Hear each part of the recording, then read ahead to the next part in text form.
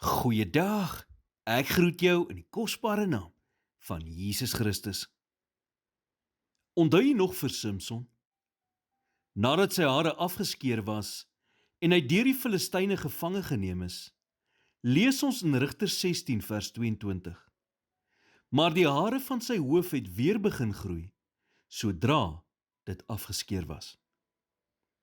Die proses van vernuwing het begin. Samson het berou gehad. God het hom sy krag teruggegee en hy het sy lewe beëindig met 'n inspirerende daad van oorwinning. Miskien voel jy vandag asof jy so erg opgemors het in jou lewe dat dinge nooit weer vir jou in plek sal kom nie. Dink aan Samson.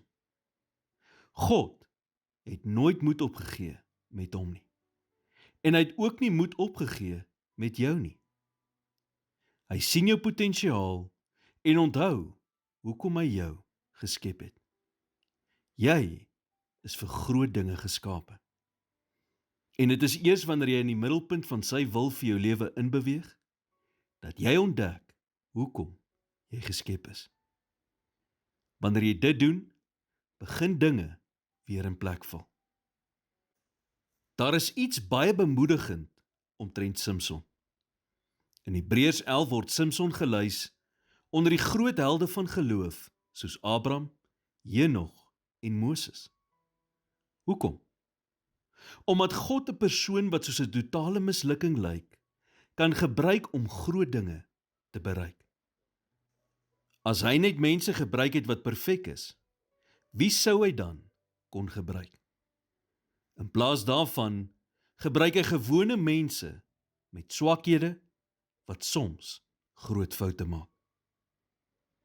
So wat moet jy doen as jy vandag 'n Samson is?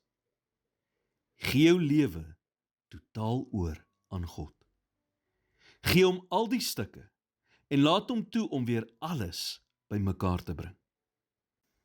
Hy kan jou die krag gee om los te breek van die dinge wat jou terughou en wat verhoed dat hy in jou lewe kan werk. Slegs God ken jou potensiaal. Jy sal nooit op jou eie jou volle potensiaal na vore kan bring nie. God moet dit in sy krag doen.